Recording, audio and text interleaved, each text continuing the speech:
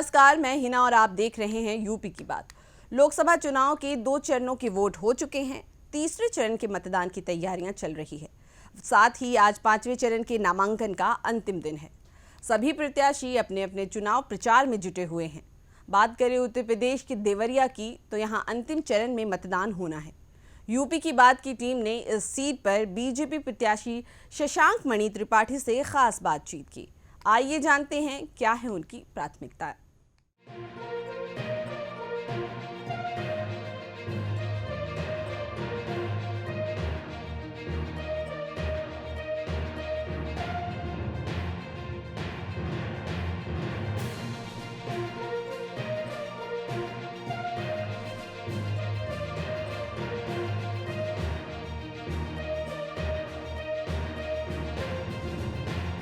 Deoria Lok Sabha seat से BJP और उनके सहयोगी दलों की तरफ से शशांक मणि त्रिपाठी को टिकट दिया है, जबकि सपा गठबंधन से कांग्रेस के राष्ट्रीय प्रवक्ता अखिलेश प्रताप सिंह चुनावी मैदान में हैं। देवरिया लोकसभा सीट पर ज्यादातर भारतीय जनता पार्टी ने जीत दर्ज की है।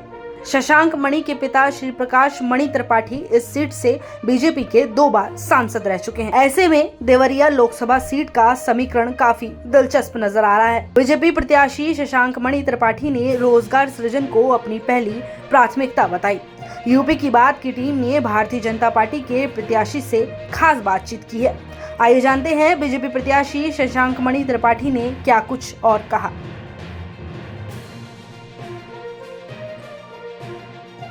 लोकसभा चुनाव की सरगर्मियां बढ़ गई हैं। अगर हम बात करें तो देवरिया भी अपने आप में हॉट सीट मानी जा रही है, क्योंकि यहाँ पर जो समीकरण है भारतीय जनता पार्टी ने सेट कर दिया है। अगर हम देखें तो देवरिया में अंतिम चरण में यानी 1 जून को मतदान होना है। शशांक मणि जी हमारे साथ हैं, जो कि यहाँ भारतीय जनता पार्टी और उसके सहयोगी दलों के प्रत्याशी हैं। समझने की कोशिश करते हैं कि क्या कुछ विजन है, और अगर जनता यहाँ आशीर्वाद देती है तो आगे आने वाले 5 वर्षों में देवरिया के लिए क्या कुछ करेंगे। स्वागत है आपका। बहुत बहुत धन्यवाद।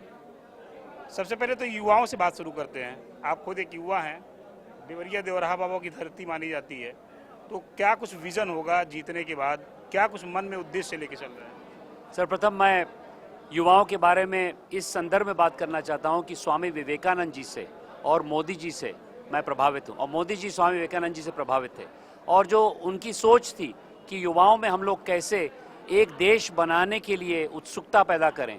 जो पहले क्रांतिकारी चीज़ें होती थी वहाँ पर हम लोग इनकलाब जिंदाबाद के नारे लगाते थे। आज की तारीख में हम लोग सकारात्मक देश बनाने के लिए, विकसित भारत बनाने के लिए, आने वाले नए देवरिया को बनाने के लिए, आने वाले विकसित देवरिया को बनाने के लिए अमृतकाल के लिए नारा लगाएं। तो मैं समझता हूँ युवा वाहक है, वोटों का तो है ही, लेकिन उसी के साथ नई सोच का वाहक है, और इसके लिए मेरे लिए बहुत महत्वपूर्ण अंश है हमारे वोटर बेस का।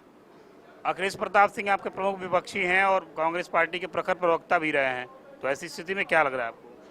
नहीं, देखिए, अखिलेश जी अच्छे आदमी हैं, लेकिन टीवी के नेता हैं और धरातल में उनका कोई खास जनाधार नहीं है। मैं उनका सम्मान करता हूं, हम सभी पार्टियों को सम्मान करते हैं, लेकिन यहाँ पर एक तरफा है मेरे हिसाब से। उन्होंने एक तो रुद्रपुर के हैं, देवरिया संसदीय क्षेत्र के हैं भी नहीं, बाहरी हैं, और जो उन्होंने काम किया है वो बहुत क्षीण है। पिछली बार भी उनका जो जनमत था विधानसभा चुनाव में बहुत ही क्षीण था। तो मेरे हिसाब से इसमें कोई हम लोग को दिक्कत नहीं होगी, लेकिन इसी के साथ साथ अपने कार्यकर्ता कोई अति आत्मविश्वास का शिकार नहीं है। हम लोग एक वोट की मांग कर रहे हैं, क्योंकि एक वोट विकसित भारत का वोट है। हम भारी मात्रा से जीतें ताकि मोदी जी को शक्ति मिले, मोदी जी के 400 पार का लक्ष्य पार हो। इसी के वजह से मैं यहाँ पर आगे बढ़ रहा हूँ। आपके पिताजी की एक विरासत रही है, एक लीजेंड नाम है उनका, उस विरासत को, उस लीजेंडरी को एक जिम्मेदारी के साथ आगे लेके बढ़ना है, तो उसको कैसे देखते हैं? देखिए, मेरे पिताजी यहाँ पर सांसद 20 साल पहले रहे थे, तो उस 20 साल के गैपिंग में मुझे उस एक निष्ठा की जो ब्रांड है वो तो मिला मुझे विरासत में, लेकिन अपना जो राजनीतिक पृष्ठभूमि अपने आप मुझे खड़ी करनी पड़ी। और देखिए, जब पिताजी लड़ते थे, अन्य लोग लड़ते थे, उस समय तो राजनीति अलग थी।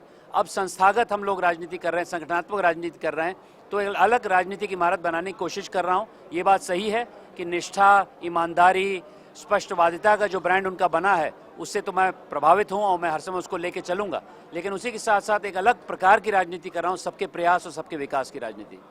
एक और सवाल, बहुत प्रमुख सवाल है कि बतौर शशांक मणि अगर हम देखें तो देवरिया में आपको क्या लगता है कि प्राथमिकता आपकी पहली क्या होगी? चुनाव जीतने के बाद, शपथ ग्रहण करने के बाद कौन सा प्रस्ताव आपके कलम से जाएगा?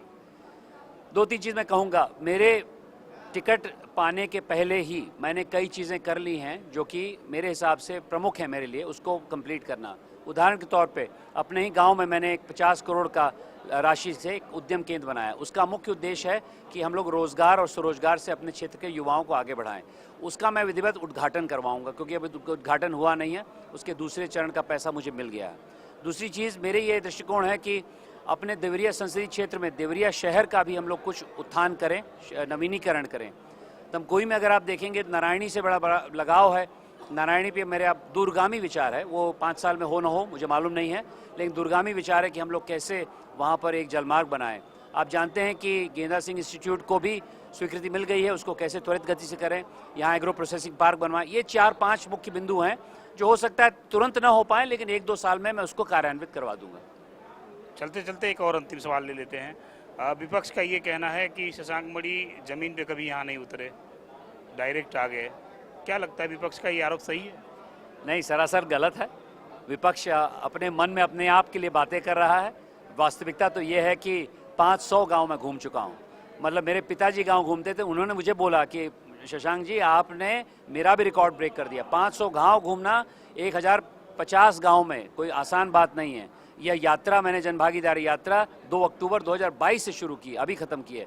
तो मेरे हिसाब से जनमत मेरे साथ है। भारतीय जनता पार्टी ने मुझे टिकट इसीलिए दिया है क्योंकि हर सर्वे में जनता और कार्यकर्ता ने बोला कि शशांक मणि जैसा व्यक्ति जो पढ़ा लिखा है, जिसकी सोच जमीनी है, जो धोती कुर्ता पहन के गांव-गांव घूम रहा है, धूल फांक रहा है, उसी को हमें टिकट देना चाहिए। कार्यकर्ता है, एक नेता है, जनता के बीच में रहता है। ऐसा नहीं कि और मैं नहीं कर सकता हूँ, और मुझे करना पड़ेगा, लेकिन आज की तारीख में मैंने बहुत काम किया है जनता के बीच में रह के। तमाम ऐसे मुद्दे हैं जो देवरिया के लिए अनसुलझे हैं, और तमाम ऐसी बातें हैं जो शशांक मणि जी ने बताया कि जीतने के बाद जो पाइपलाइन में जो वर्क है वो होने हैं। युवाओं पर खासकर से जो युवाओं का एक विज़न है वो लेके आगे बढ़ रहे हैं। और सबसे बड़ी बात है कि इनके पिताजी का एक नाम है, एक लेजेंडरी नाम है, और उस विरासत को भी आगे बढ़ा रहे हैं।